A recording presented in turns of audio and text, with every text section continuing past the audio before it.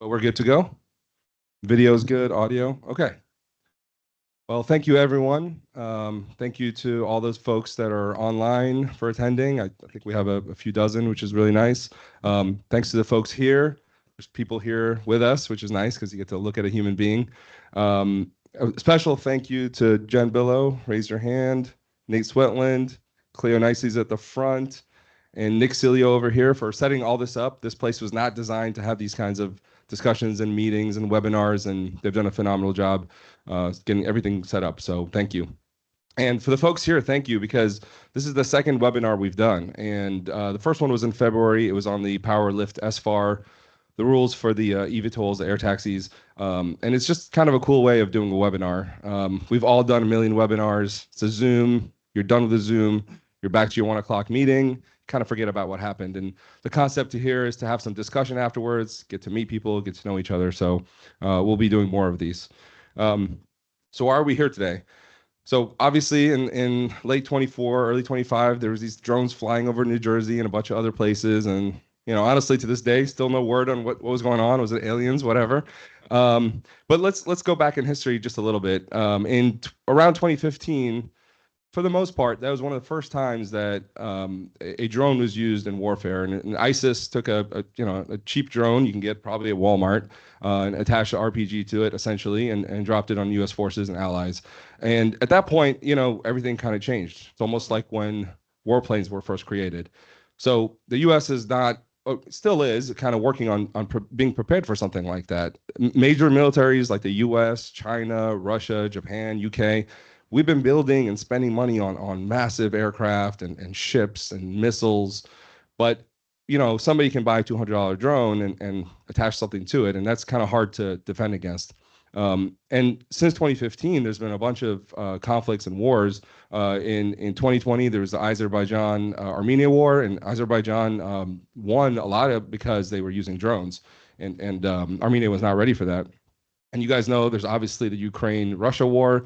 FPV drones, first-person view drones, are used all the time, and it have really worked well for for Ukraine to defend themselves.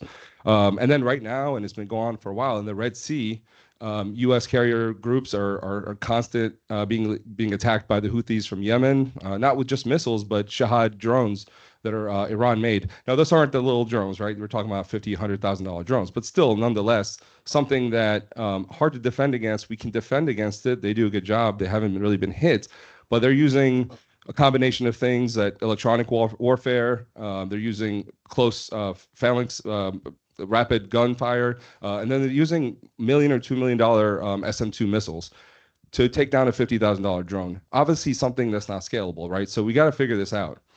But why is this important here? So what about the US?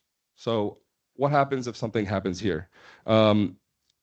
We hear that the cartels are using drones to bring drugs across the border. At prisons, people are using them to drop contraband in there. Also kind of hard to stop. And other things like military bases. There was a big event in Langley Air Force Base in 2023. There was at least 17 overnight drone sightings. They had, I think, 24 F-22 Raptors, which is the premier, the best aircraft in the world for warplanes. And they had at least dozens of them right there. And all it takes is one little drone with a little grenade to go in the air intake and blow one up, and just keep doing that. And you're talking about at $143 million per airplane. You're talking about $3 billion that could just be taken out with a few $100s, essentially. There's been a bunch of other things, and I don't think I captured them all, but let's see. So Norfolk Naval Station in December 2023, Camp Pendleton Marine Base, December 2024, Picatinny Arsenal and Navy Weapons Station, also in 2024, and a whole host of other things. And, you know, so what about other stuff? So military bases, hopefully they can eventually defend themselves. But what about nuclear power plants, power stations, water plants, schools, universities, colleges, stadiums, any sort of large event with people, right? So what about that? And what about a data center? I mean, I saw something, I don't know if it's true, but it's 70% of the internet goes through Northern Virginia and those large data centers. All you got to do is take out one of the power bases. And now you may have, shutdown of the internet maybe across a lot of the world. And same thing with power plants and so on. Essentially, every day that we wake up, today will be the safest we'll be from these drone threats. It's going to keep growing. So we got to figure out a way to defend against that. And today's session, we're going to talk about the importance of domestic drone policy and legislation. We at Kobec and at Drone Security Services, we teamed up to try to help out.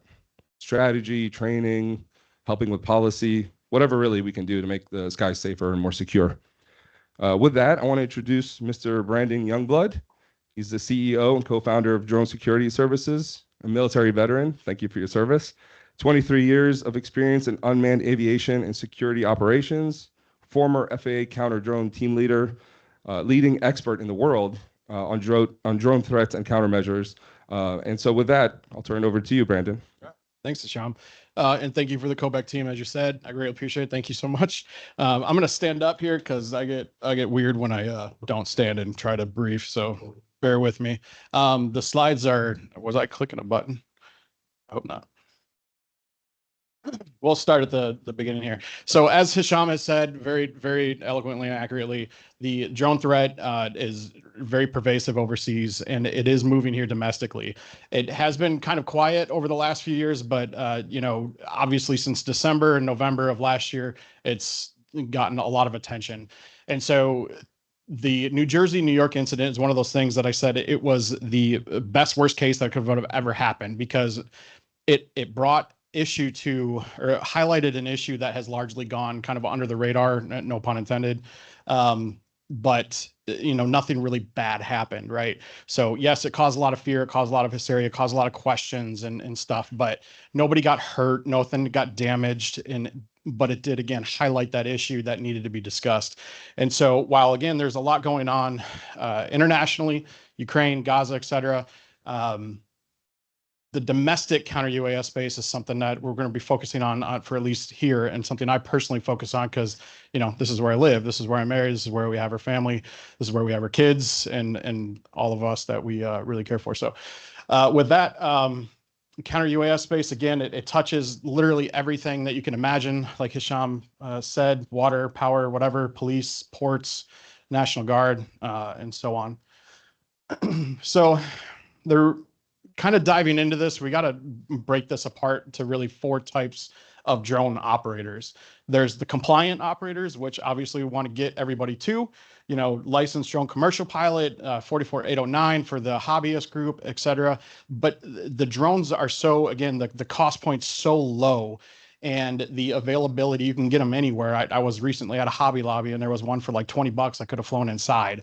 So I got to purchase that, gone. No, there's no questions. There's no one saying, hey, did you register that drone? Nothing like that. I can just buy it and go. And so that's really what's happening. And it's getting to these careless and clueless operators. The clueless operators, it's kind of a strong word, but it's those who just don't understand.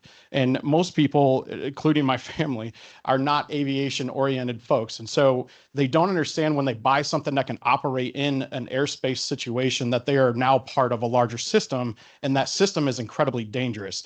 And that got highlighted during the mid-air at DCA, that very small mistakes can lead to catastrophe. And so that's one of the things that's been highlighted in the Super Scooper incident down in Los Angeles, where there was a DJI Mini flying, which is under actually the regulatory weight for registration with the FAA, contacted, or, there was a midair with the Super Scooper and punched a hole in that wing.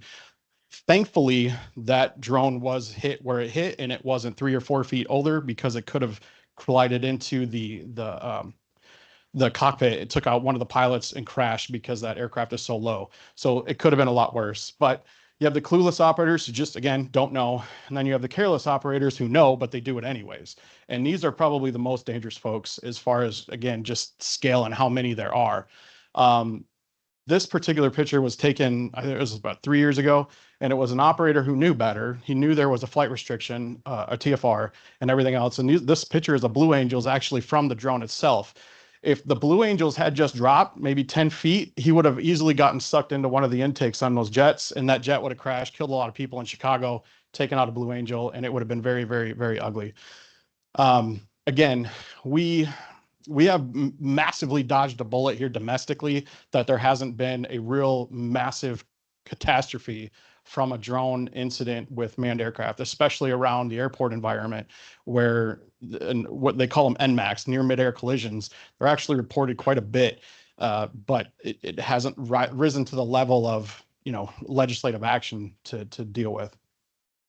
And then the one that most of our Department of Homeland Security, DoD, DOE, all of our federal security agencies are really concerned with, and you know, fighting a daily battle, are those that are criminal. And so these folks are blatantly using drones for illicit purposes. So the cartels have transitioned a lot of their smuggling activities to drones because it's cheap, it's effective, and that doesn't really place a person at, you know, uh, at risk of being arrested and giving out information on operations or whatever, because the people who are operating these are in Mexico and there's no way to get to them. So as you can see, this is all fentanyl. And if any one of those bags would have split open, it would have killed anybody down there. And so I recently had a conversation with a CBP member where the drop-off point for fentanyl bags like this was in an elementary school parking lot. And so if you can imagine that drop-off would have happened, any children or anything that would have picked that fentanyl package up, they would have been really, really bad. The other thing that's really dangerous with the fentanyl issue is the flyovers at stadiums, because if you cut open one of these bags over a stadium, you'll kill every single person that's inside that stadium, because it gets into the air and it'll, you know, you're talking 50, 60,000 people, a mass cal situation that would be devastating. And so the threat is real, the potential is real, and our ability to do much about it is unfortunately lacking a bit. And I'll dive into that. So to hit on what Hisham was saying, this is just some very specific examples of what's going on. Most recently was this one. The FBI follows a man out of Nashville who was looking to target a power substation that would have knocked out the power to an entire region of Tennessee. And this isn't like a storm kind of thing where, hey, they can probably get the power up in a couple hours. This would have been days and of deliberate terrorist attack. And you can kind of see all the stuff that some of these drones can carry. Actually, this image is from a prison contraband drop, and you can see all the contraband that they're able to carry and drop in prison yards. And these prisoners will pick them up, use it for obviously illicit purposes in the drones or in the prisons. And one of the most disturbing stories I heard was out of South Carolina, where a prison guard told me that a drone dropped a cell phone. That cell phone was used to coordinate a prison escape. Two inmates were able to escape. They made it to an elderly couple's house, murdered the two people in the house, and sat there basically for 2 days until they were captured somehow. But because of that drone drop, they were able to coordinate and do all that. And unfortunately, two people died in that process. And so again, this is all, I mean, relatively recent, except for this one, again, a drone attack on a power grid. So this power grid thing is all out there. Our power grid is very exposed, especially on the substation piece.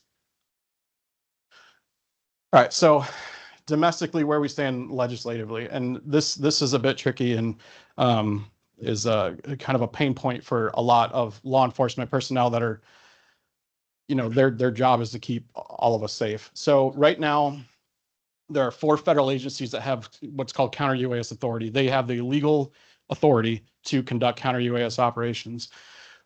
So what does authority really mean? So these laws right here don't actually say you can go do counter UAS.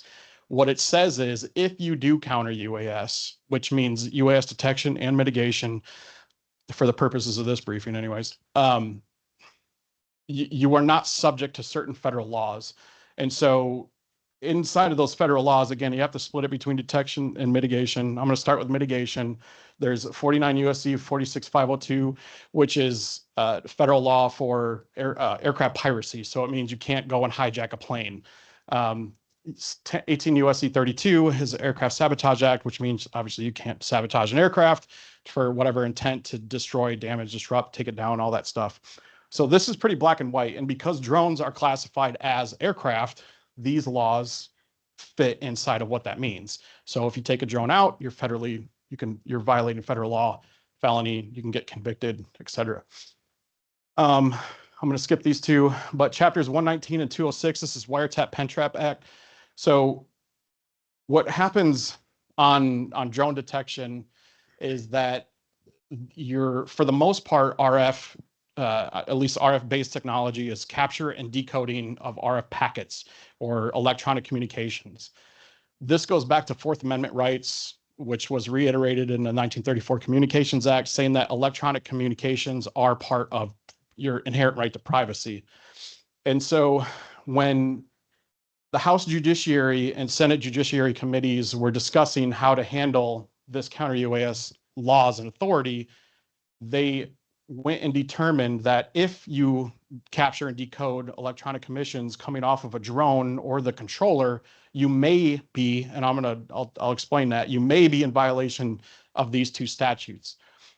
So that's why they provided that relief, that legal relief in there for that detection purposes. Now, so again, we have three branches of government. So the legislative branch said, hey, this is possibly violating, we're going to give you relief. Executive branch said, okay, cool. Now we can do this relief. And for the most part, well, for the most part, they do respect that. And so they go out there and they detect only within the circumstances that are provided in the law and provided the additional relief. The stipulation is really on the judiciary side. So this is where the gray area comes in. No one really knows if a UAS detection actually does violate Wiretap Pentrap Act because this has never been tested in litigation. And so until this goes to court and gets sued and a judge makes a ruling, this is a very gray area. And so there are some organizations, companies, et cetera, that are taking that legal risk because they feel that their vulnerability to UAS are so great that they are willing to potentially be the first ones to go through that litigation process and for a judge to decide if this is illegal or not. And so that's one of the nuances within detection that's from a legal standpoint really interesting. Okay. So there's a lot of words on here. I apologize. I'll sum this up without going through all of them. What this really says is each and every single one of these is a proposed, or it is a proposed bill or a bill to try to go through, again, the legislative process to become law. All of these, for the most part, vary greatly in legislative language, authorities, and how they give that relief and who they give that type of counter-UAS relief to. So, for example, Senator Gary Peters and Representative, I'm going to butcher her name, so I'm going to try and say it, but this is the Senate bill, and the Muir bill on the House side is basically a very step-by-step pilot program for state, local law enforcement counter-UAS programs from the pilot perspective. Some of these other ones, I'm sorry. There's one in here that's very, I'm sorry, it's Representative Christopher Smith from New Jersey, of all places, that basically gives all state law enforcement counter-UAS authority. So anyways, one of the reasons that this highlights, or one of the things this highlights, is that the amount of attention that is coming to the UAS drone threat space and how much, you know, the congressional committee views this as a real threat into our country. The other thing that this highlights, based on the way there's so many of them and the way the language, you know, varies wildly, is no one has a firm grasp on how to handle this. No one understands, or really, there's no consistent approach in the way to deal with drone threats inside of the United States. So that's one of the glaring things that I see out of all of this, because it's so different, that we're a little bit lost legislatively on what to do. So, and I know Hisham, you wanted to mention something on here. Yeah, so Senate Bill 1249, right there. That one, can you talk about that one a little bit? Yeah. So 1249 out of Senator Mike Lee's office. He's from Utah. This is one of the most interesting bills I've seen in the last 5-6 years, is because it's specifically about airspace restructuring and private property rights to citizens. So currently the FAA, they don't own, the public technically owns airspace, but the FAA manages all airspace. And by legal definition, that is a centimeter above the ground and everything up. So by legal definition, you don't own the airspace over your own property. What this bill states is it says if you are 200 feet and below, you own that is your private property based because you own that property, the ground property below it, and everything 200 feet and below. Now, that presents a lot of problems based the way on airspace structure and everything else goes. But what this does is it shows that now Congress, especially on the Senate side, is starting to rethink the way our airspace structure, which has been in place for about 120 years, maybe it needs to evolve because of the proliferation of low altitude traffic, AAM, drones, increase in helicopter traffic. That shows just the intuitiveness that something's not right, and we need to evolve in order to handle that airspace density. There's a lot of other things in this bill that are a little bit ridiculous, but that piece in that bill is kind of fascinating. So a question on that, and maybe people know the answer, but I'm just going to ask. I mean, whether this comes into place or not, if there's a drone flying above your house, can you shoot it down? So, so uh, Representative Tim Burchett, he says yes. So what this bill states, and I'm going to take a cue from my old boss. He's from Southern Mississippi. Bless his heart. Um, he basically said if a drone is flying over your house and you have reason to believe that it is a threat to you, you can shoot it down. And he specifically says with a shotgun. I've never read proposed law, a bill like that, but there it is. You can go look it up. HR 1907, backwoods of Kentucky, and I'm sure all of his constituents are very happy that he proposed that bill, or at least most of them. But yes, that is what some of these say. But right now, you cannot. No. Good. Right. So you guys know, don't start shooting at drones. Please don't do that. That is a federal offense. And so if 1249 happens to come, to become a real law, I mean, what are the potential implications on airspace and then the integration of drones and then the security? How would that all work? Yeah, massive, right? Because now let's say drone as a first responder programs, police would need permission or a warrant to go fly over somebody's house 200 feet and below. Amazon, Wing, all of these other, et cetera, organizations that are flying within this altitude space would now have to figure out like how do we deal with all of this property now in the airspace that's been breaking up. It is a monumental change to the precedent that's been set on airspace structure and whatnot. Now, with that, one of the things I think you could take from that is breaking that 200-foot limit and handing that to the states with federal oversight, so that just like road laws, right? Road laws for them, are primarily dictated by the state that you're in. However, there's federal guidelines on what you can and cannot do. Because of the new push to occupy that space and the limited resources that the FAA can provide, not only for surveillance, but management and enforcement, it makes sense to carve up some of that airspace and delegate down some of that authority into a new governmental bucket, right? And so I think states, and a lot of states, they are taking proactive measures to do this, which, there's a thing called preemption, which flies flat in the face of federal law, that which would not hold up in court. Florida, Wyoming, Arizona are some of them that say, like you can't fly over a critical infrastructure plant. Well, if I did and I got arrested by the state government, I would just simply make a legal case of, well, you're in preemption, and the case would be dismissed. But going back to this proposed bill, I think that the creative thought process behind this and the intent is solid. The legal language is absurd. So hopefully they can take pieces to that and make something really good out of it. So there's a question online, if you don't mind. Sure. Says, if you were to shoot down a drone with, I suppose, under this bill, let's see what it says. Who's on the hook for what happens to the drone after quote unquote mitigation, which is shooting it with buckshot? The clueless, careless operator or the local, state, or federal agency? I guess maybe it's for all the damage. Well, how would that work? You shoot it down, it Lands on Well, somebody's car. yeah, I mean, so you would be the person that shot it down. So I took a concealed permit, weapons permit class, a gun permit, whatever you want to call it, when I was like 16 in Minnesota, and it was taught by a former police officer. And one of the things they say is that you have to be very careful about if you have an intruder and you shoot that intruder, that bullet goes through the intruder, through the wall, into the next house, and kills somebody in that next house, you're on the hook for manslaughter. So you are responsible for the bullet when it leaves the gun, even if that's you're shooting at somebody in their house. And then he did a recommendation for hollow point bullets. It was a really weird conversation.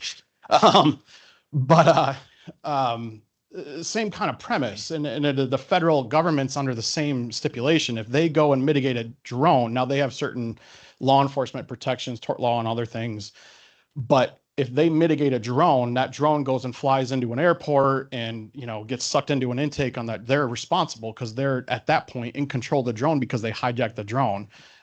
So there's still responsibility that has to happen, right? Hopefully that answers the question. Yeah, I hope so too. I have a question though. Out of all these bills, which ones are, have legs that are, probably they can't all happen, right? Yeah. Well, maybe they can't, but they're probably conflicting on some. Yeah, I'll just run through the gamut. So this one's been on deck for like the last 4 years. The NSC actually wrote a version of this bill and found Senator Gary Peters as the champion behind it. Senator Peters just announced that he's not running for Senate this next cycle. I think he's got another 4 years or something like that left. So we don't know what'll happen here. He did bring this up as an emergency to the Senate Homeland Security Committee. Senator Rand Paul shot it down for over privacy concerns, and that was during the New Jersey, New York thing. And because Senator Rand Paul objected it, and it was an emergency filing, it shut it down in committee and it never made it to the floor. Senator Mark Green's bill has been around for quite a while. I'm not in the FAA anymore, so I'm going to say this. I'm staunchly against this bill because it creates more bureaucracy and a bureaucratic process when what exists today and what is today is still rather, I don't want to say cumbersome, but and not lengthy. It's necessary, but it is bureaucratic. This would make like a tri-department. So not only does DHS have to agree to it, but also DOJ and the FAA. So now you have three organizations, and two of them don't really care for each other sometimes, have to agree on certain things that typically right now they don't. I really liked Representative Smith's bill out of New Jersey because it basically grants state law enforcement counter UAS expansion authorities, which again provides a localized deterrent and ability to mitigate some of these drones at the state level rather than boiling it down to cities and municipalities, et cetera. Corey Mills' bill, this is Department of State. Department of State's been seeking counter UAS authority for quite a while to protect some of the embassies and whatnot here inside of the United States and their diplomatic responsibilities. Tim Burchett's bill is just wild. I mean, that's just straight out of Wild West stuff. Mike Lee's bill, again, it's very interesting, but the way it's written right now, it just wouldn't work. He's got another bill that came out right after the 1249, the 1250, which is counter U.S. authority is at airports. Again, I like his intent. I don't like the way it would be executed because this puts counter UAS authority in too many people's hands, local law enforcement, airport police, and a lot of other things where training, proficiency, all that stuff would be very difficult to maintain. And then Senator Cotton's bill was, again, very interesting.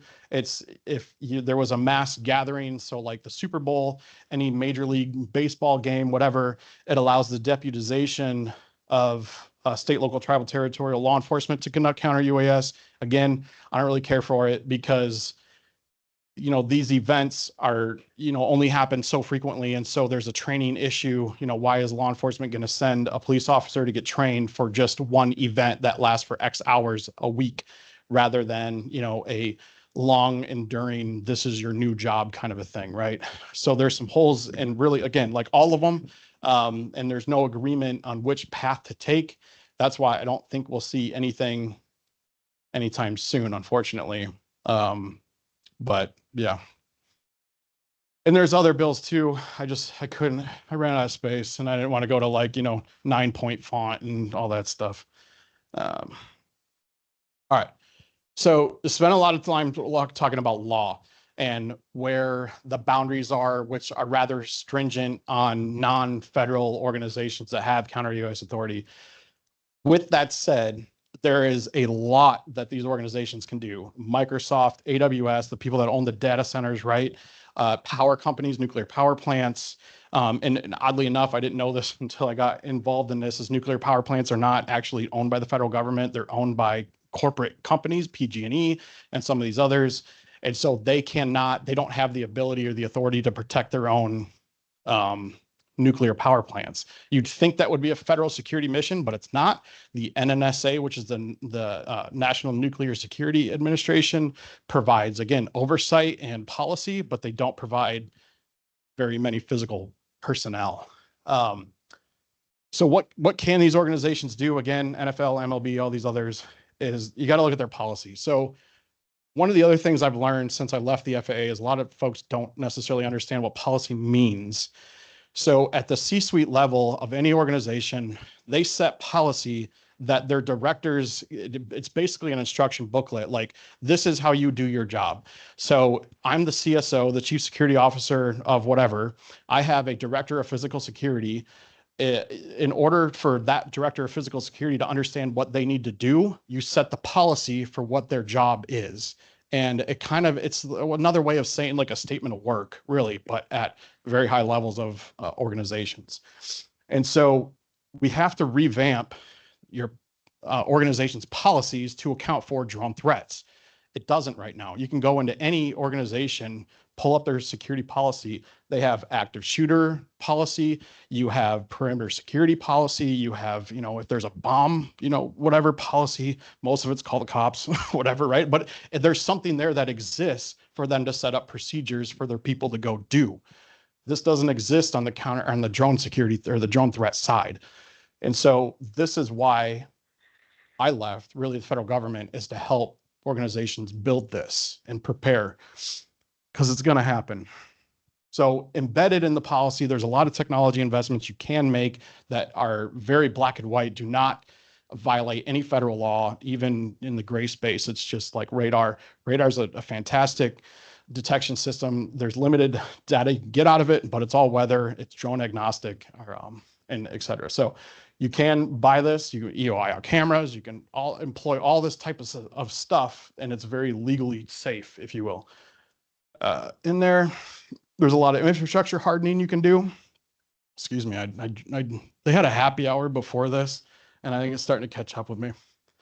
One of the things that I've also noticed, a lot of these organizations, they're so tech minded, and like, we need, high power microwave, we need lasers, we need jamming. I'm like, well, just put up a net. Like, if you have an open space, just physically prevent the drone from flying or being able to access that, right? So on Langley Air Force Base, they have 60 some open air shelters. These are basically sunshades. You put the jet in, they have a lot of electronics in these systems, so it keeps the sun from banging on them. And when they power up the aircraft, it's not overheating on the ground. It has to be open air because when it's fueled, there's a lot of hazardous gases that build up. And if you're in an enclosed hangar, people obviously get, poison, whatever, and all that stuff. And if you light a match, it blows up, and that's not great either.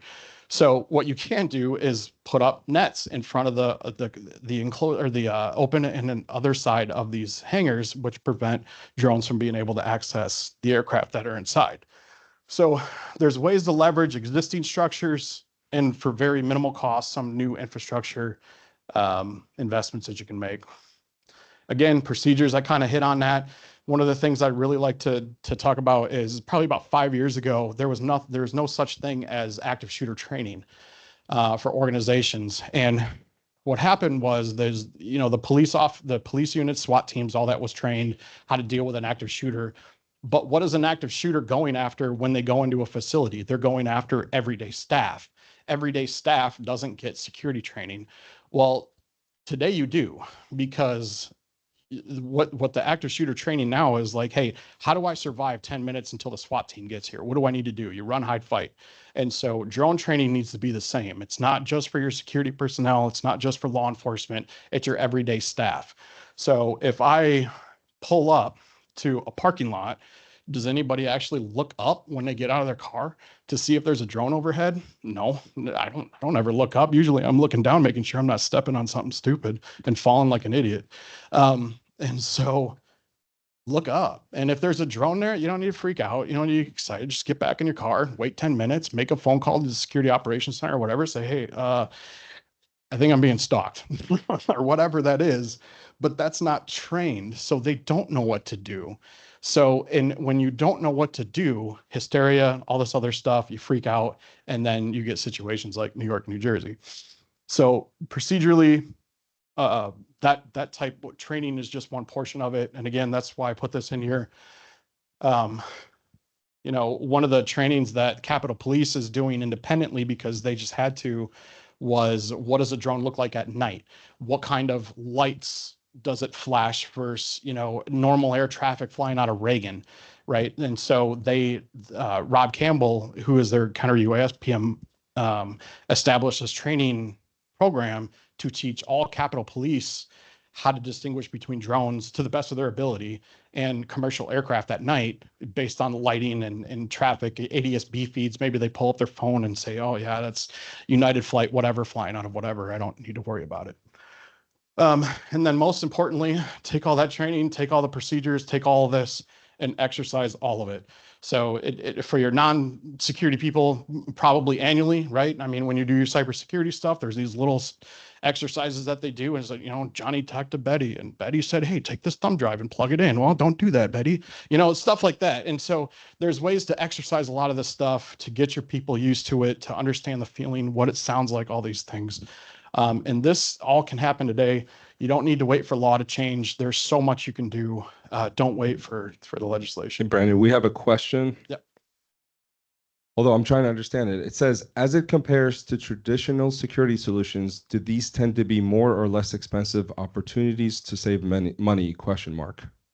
So anything with security, there's this is difficult. So how do you assess? And I'm stating this, I actually heard this when I was in my very early 20s from a fighter pilot who stated, how do you assess a null? So how do you assess something that doesn't happen? What is the price tag of that, right? So let's say a radar system costs $600,000, but what you're protecting is a multi-billion-dollar profit generating system annually. So there's always a reluctance to invest in security until you absolutely have to, most likely because something bad happened. Cybersecurity is a perfect example. How many billions of dollars were lost in cyber attacks until folks really started to take cybersecurity seriously, stopped with the Band-Aid applications. I'm not going to name any because I don't want to get sued, but and then started to embed cybersecurity protocols within the operating systems of these systems, right? So it's no longer I buy the strap on, put it on here, now my thing's protected. Well, there's a million ways around that. Now it's just embedded. There's things called like no trust and all this other stuff. So there's no real way to assess financially. It's just that you have to, I guess, equate and play, the kind of the tabletop exercises. If I lose this because this is very vulnerable to drone threats, this is my cost. Does that cost outweigh all of this? Probably not. The one thing that you said, today is the safest day that we'll ever live in. This isn't going away. Cybersecurity has gotten exponentially more sophisticated over the years. So will this. This is not, a fad. This isn't going away. This is, I mean, there's a lot of talks about replacing a lot of manned aircraft stuff. And so this will only get more complicated, sophisticated, and it, swarming and all this other stuff. It will happen. I think there's the number, maybe it's a little off, but 1.7 million registered drones, as far as I saw, and that's registered. So, well, and that's, I'm going to pull a number out of the back end, but I guarantee you that is like 100-fold of these guys to that 1.7 million. So I know for a fact my neighbor, I'm not going to name names or give you my address, but he's got like 6 drones. He doesn't have any of them registered. I know that number is minuscule to the amount that actually exists. And I'll tell you another story. There was a federal security director who bought a drone detection system, put it on his airport in a state, turned it on. The guy literally thought he was under attack. He called the FBI field office and said, "You need to get down here immediately and see what I'm seeing because we are being swarmed. We are under threat, blah, blah, blah." And, we had eventually had to tell him, like, no, that number, that 1.7 million, is just not a realistic number.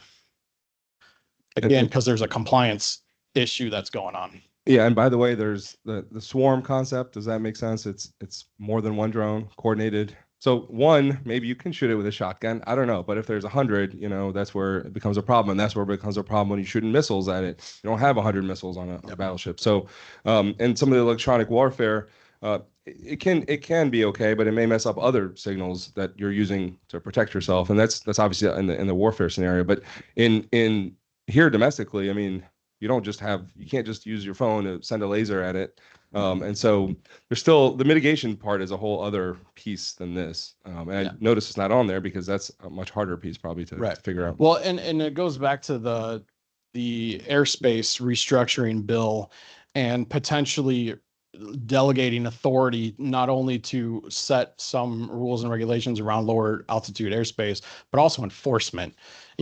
Typically when you hear a drone that's violating FAA regulations, it's in the six-figure range of penalties, and they have several hundred infractions behind that. I mean, and just to put it into context, this drone right here was over the Ravens Bengals game, not this last year, but the year before. I don't know why, but the Ravens always get flown over. Maybe it's Baltimore. They're just really drone savvy over there. But this drone in particular was flown by a 13-year-old who was the drone was a gift from his parents. They had a system there where they was able to, find the operator, and that's why they know it was a 13-year-old. They took the 13-year-old back to his house, and you can imagine your teenager showing up with two FBI agents saying, "Do you want to deal with this, or do you want us to deal with it?"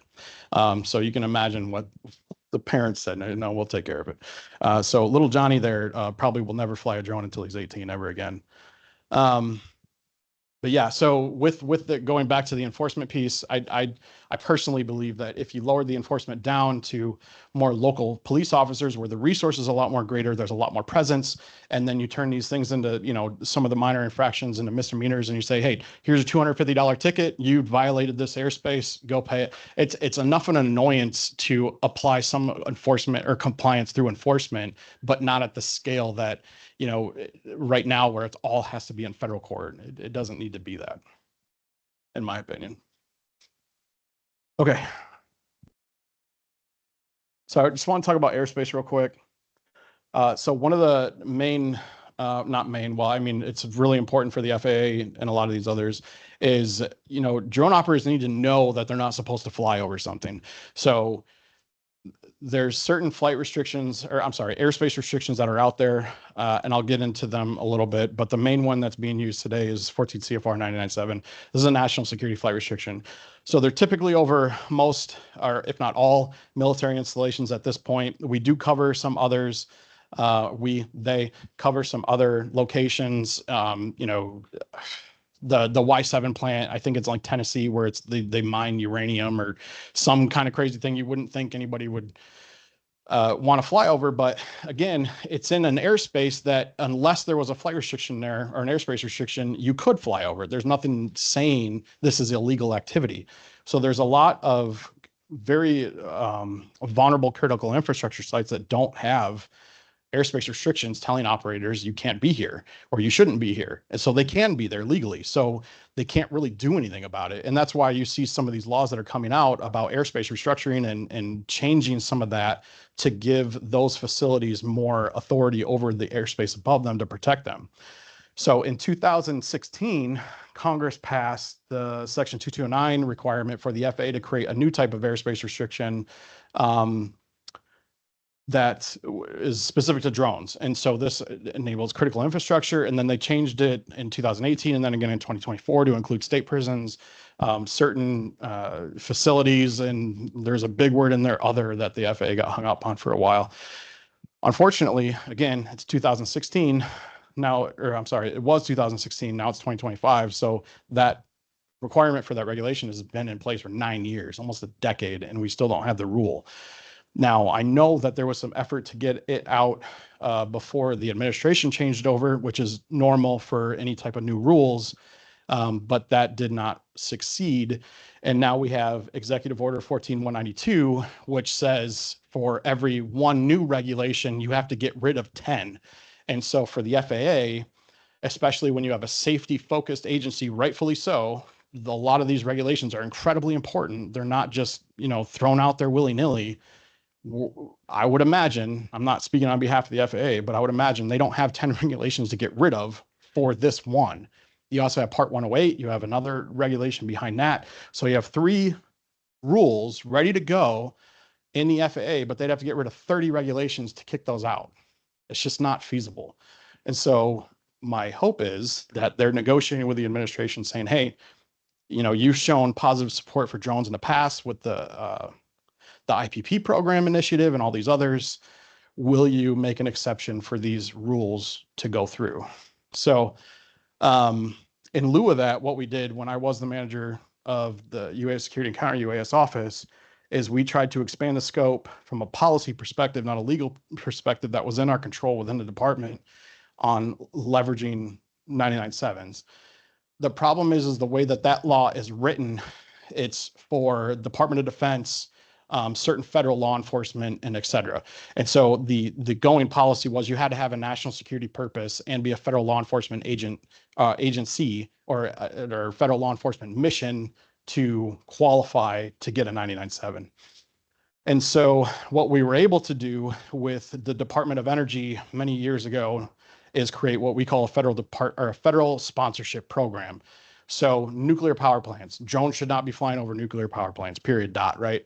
So that was a pretty cut and dry thing. So we negotiated with DOE. They set up saying, hey, we will submit the flight restriction on behalf of the PG&E plant or whatever plant because it is a national security concern. It's just they're not a federal security agency, but we are. And so we were able to develop this sponsorship policy, which we then expanded to the Navy at this facility up in Connecticut, which is a General Dynamics electric boat. It's where they build nuclear powered attack submarines. Amazingly enough, this is a commercially owned and operated plant by General Dynamics. The Navy doesn't own this. And so it was not covered by a flight restriction. So the USS Hartford came in about a year ago, and it was parked there, and they were having drones overfly this submarine, and they're saying, hey, what can we do? And I said, well, we can leverage this policy we created with DOE, expanded that to DOD, and now they have the ability to go do this for other types of facilities that are under like a national security region. And oddly enough, munition plants, a lot of munition plants are not military facilities. They're commercially owned. We don't want drones flying over munition facilities. So at least it gives them something. This does not stop drones from flying over there, but if a drone is flying over there, at least they have some civil and criminal penalties that they can apply to that to make it somewhat of a deterrent to those who are doing such things. And that's where like the Picatinny Arsenal was not covered because of some of these reasons. So just an observation, you mentioned the teenager that was flying over the stadium. So as a private citizen, you have to either fly recreationally, which is 44,809, and that has a set of rules. And then, or for commercial purposes, which is part 107, you have to take an exam. It's a whole thing. It's a lot of rules. And if you're buying a drone for $200, again, I keep saying Walmart, Amazon, wherever, and you're giving it to your kid who's 12, they're not going to know all this stuff. They're not going to know where to fly. And actually, I think it's the most selling drone is made by DJI, which is a Chinese company. And they were doing geofencing. They had the software for it, in which essentially you couldn't enter certain restricted airspaces. And they dropped that from the software actually in January. So now it's even harder. There's nothing really stopping somebody. And so the problem just got harder, essentially. And so there's still this kind of gap as you're taking a toy, basically, and you have to learn all these rules and restrictions and all that stuff. And so I don't know how you close that gap. So, and the FAA took a very proactive and prudent step by creating the Before You Fly app and system, and they eventually spun that off out of federal control over to Aloft. Aloft just got bought out by Unusual Machines, and now, unfortunately, the Before You Fly app doesn't work. I'm sure they'll spin it back up. There's probably making some software changes or whatever. The trick is with that. So there's the link up here. It's the FAA, which is the UAS data delivery system, or what we called UDS, UDDS. I hate it because there's an acronym in an acronym, and that's just getting too far. But the export of all of this is in an Excel sheet. And so what DJI would do, and some of the other OEMs, is they would pull that data out, and it's all in GIS formatting, and they would submit that into their software systems. And so based on the GPS location of the drone and where the shape files overlaid, that's where they would get their geofencing from. Unfortunately, this system is stale. It's static. It's not real time. It's not, it doesn't continuously update, and it doesn't have all of the flight restrictions or airspace restrictions in them because of that reason. So for example, stadium TFRs are 14 CFR 99.7s dictated by law. And so when an MLB game starts, they are protected by this flight restriction, airspace restriction. However, it would not show up on a geofencing app or Before You Fly app. So if you pulled that Before You Fly app, I'm at a baseball game, it'll say I'm green and cleared to fly. If it's, all the other stipulations in the airspace restriction or airspace were compliant. So it can be misleading, and it can be a little tricky. And so there's a caveat in the app that says you still have to go check your NOTAMs. But it is a little tough. And the other big restriction is a 91-141, which is a presidential TFR. They will shoot you down. I'm not even like anything that goes in there. They have F-16s that fly overhead of the president wherever they are. And if you are a manned aircraft flying in there, the F-16s will intercept you, and they will tell you need to leave through aviation communication, which is they call it a butt head, which is they'll fly in front of you, punch out flares, and then turn the direction that you're supposed to turn. And if you don't do that, they will circle back and take an attack position behind you, which is never a situation you want to be in. So none of those 91-141s are in here either. And so it's not perfect. I know that there are some programs inside of the FAA to modernize their GIS capabilities to create that real-time and dynamic airspace awareness, but they are in progress.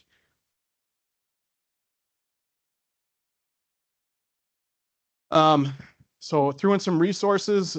So if anybody has any questions, this is pretty much the kind of the last real meat slide. CISA, the Cyber Infrastructure and Security Agency, they have this thing called the Be Aware program, and it was a lot of resources to put into place to protect critical infrastructure sites, to say, hey, this is the stuff you need to know. These are the things you can do. These are some postcards that you can put out. These is how you work with law enforcement, all that stuff. So inside of this website are all these other sub things that you can go do to access all that information. I was interested. I just had a conversation with somebody in the government about this document, which was created in 2020. It's the interagency. It's essentially a legal summary of all the laws that you could be violating if you do UAS detection and mitigation. And I say could, again, because of the reasons that I kind of discussed earlier. The FAA has a great program within the Law Enforcement Assistance Program. So these are what they call them LEAP agents, and they're regionally based. I think there's like 30 of them or so. And they work specifically with law enforcement, not just on drones, of course, but all aviation matters. And they are a conduit for those law enforcement entities into the FAA. So you go through your LEAP agent, the LEAP agent can connect you whomever inside of the FAA. I could talk about this. So we're not here just to scare you. It's not all bad. Drones can be used for good. And so with DSS and Kovac, we partnered to create a DFR, drone as a first responder class. This isn't your normal 107 sort of stuff. It's to get you to Part 91, advanced operations. At this point, you can use this for anything. I think a 10-year-old boy was recently saved that was hiking in Colorado. They couldn't find him. I don't know why a 10-year-old is hiking in Colorado, but and police to check out scenes of crimes, fires, hospitals. I mean, there's all kinds of ways that this could be used for good and without putting people's lives in jeopardy and at a low cost. And so we're holding a class, our first class here in May 12th and 13th. Maybe you guys aren't first responders, but maybe you know some. So we're trying to do some good things here. It's not all just scaring people. No, and one of the things I just want to add on to what Hisham was saying so what we found in pursuing some of this is that a lot of the law enforcement community are kind of gravitating towards Part 107 operations, which was meant for commercial operations. Part 107, while it's been a fantastic regulation to allow commercial operations within the NAS, it is not very conducive for law enforcement public safety entities because it is limited to a single person, a single operator, doing a single mission with, a lot of this stuff. Now, I know the FAA has done a lot of great work in trying to expand that for the DFR role in public safety. However, the FAA for at least half a decade or a half a century now, for 50 plus years, has had what's called public aircraft operations. And public aircraft operations is a carve out of some of the regulations specifically for public safety and local governmental type entities conducting governmental functions in flight operations. And so there are a lot of efficiencies within that PAO process that are not inside of Part 107. And that's what the team at Kobec here and I put together, is to get past and educate beyond the Part 107 for more advanced UAS operations. And the FAA just recently issued some new policy guidance within the current regulatory bounds to expand beyond visual line of sight, leveraging public aircraft operations. And so that's what we're trying to focus on. It's essentially taking, a law enforcement agency from an undergraduate under Part 107 to a graduate degree under PAO and Part 91 flight ops, which allows them to create a program that'll live in perpetuity rather than a program that is dependent on that one operator who has that one license. So it also allows you to self-certify training.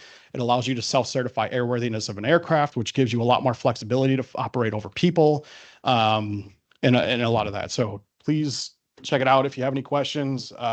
My email and Hisham's email is on the next slide, and we're happy to answer them.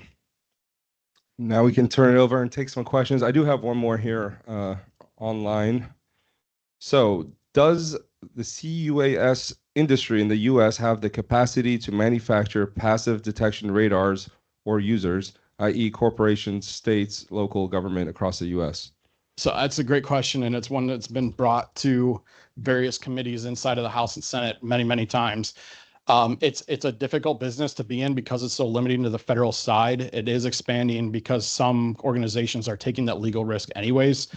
So one thing, just to clarify, radar is not a passive detection mechanism. Radar is an active signal out and a response. And so radar, it's out there. Echodyne, Robin Radar from the Netherlands. There's several other radar companies exist that are very successful today doing a lot of different things. And one of the things we're seeing with the radar is dual use. So they'll use it not only to do UAS detection for security purposes, but also detection of not only drones, but also manned air traffic to do some limited UTM style operations and BV loss and airspace deconfliction, ground-based sensitive void, they kind of call it. So that exists very, very well. The RF passive detection side, there are companies definitely out there, Dedrone, Drone Shield, Blue Halo. This is not a marketing pitch for any of them. They're not paying me. White Fox, I know I'm not saying a lot more, but they're mostly focused again on military set operations because that's where the bulk of the money is, the funding, the acquisition, because they have a problem overseas that they're trying to solve. There is efforts to apply that here in the homeland, but you're limited to like DHS operations, Customs Border Protection all along the borders, FBI, but they have limited budgets, DoD facilities here inside the United States, but again, limited budgets, limited stuff. So yes, there is a market. Yes, there is tech. Yes, there is corporations, but they're struggling right now domestically. Thank you. Any two questions? Sure.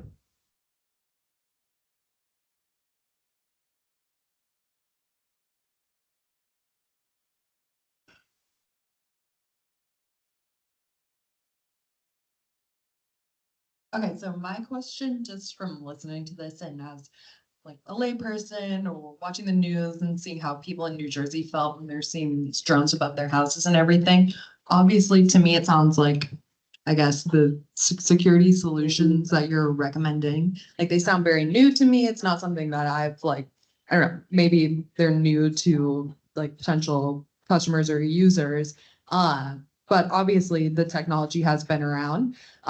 So I guess my question is, how long have, I mean, like when you're in the military and stuff, were you using these solutions? How long has this existed? And how long do you think it will be until these solutions are prominent across the industries that you're making these recommendations for? Yeah, so I mean, the law has to change, and then people, normal general public, and the community is not going to have access just generally to this information.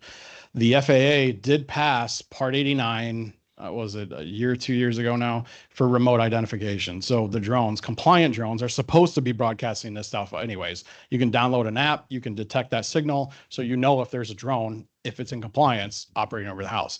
If you pull that up and they're not under, you're not detecting it through remote ID, it is a non-compliant drone and could mean a million different things. Most likely it's just someone that doesn't understand, know, or whatever, that they have to have that, right? It's going to take at minimum a decade for all of the legacy drones that don't have remote ID modules to phase out due to technological advances. So there's a good amount of time that's going to happen. Now, drones are new. It's an emerging technology, and with any emerging technology, it takes time for the general public to be comfortable with. Same exact thing happened with horseless carriages. Now we call cars. They're everywhere. Everyone has one. But if you were on the streets of New York City back in 1920, you saw a car. It was like, oh, what is that? It's cool. And some rich dude was, operating it, right? Now everybody has them. Drones are going to be the same way. It's going to take this generation that we are in, our generation, are living through a transitionary period where our children and their children are going to be the ones that fully benefit from the technology. So at my son's 4, I got my youngest daughter is turning 2, and they cannot understand when they go to like a hotel room and they can't just watch whatever they want. They don't know. They're like, what is a TV guide? I want to watch Paw Patrol. Well, sorry, it's not on right now. What do you mean?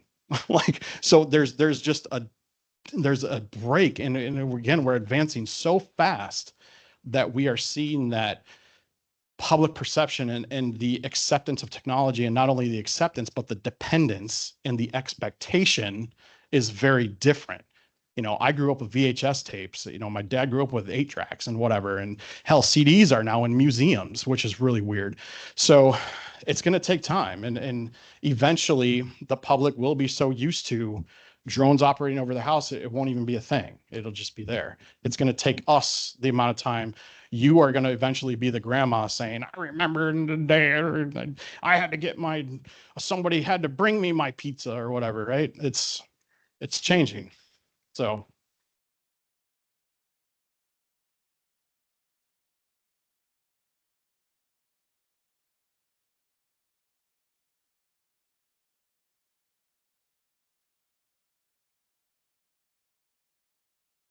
I haven't read this yet, so it's a surprise question. How soon do you think we'll see fiber optic issues like there are with Russia and Ukraine? it's already here. It's already on the southern border. So fiber was, again, one of the things with drone is none of them, all the drone technology, none of it's new. It's just being repurposed and packaged in a different way because it's more cost effective today. Fiber optic lines were incredibly expensive a decade ago. They're not now. And so you can buy a 5 kilometer spool for very cheap, plug it onto a drone, and now it would potentially be considered what they call a dark drone.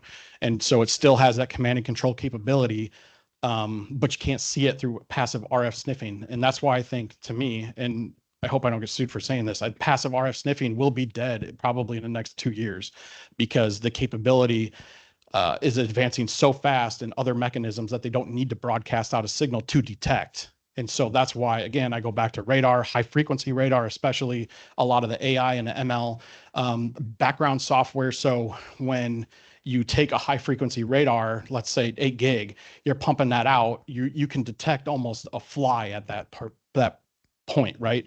But you're sucking in so much noise from other things. How do you discern from that return of all that noise from the thing that you're really looking for?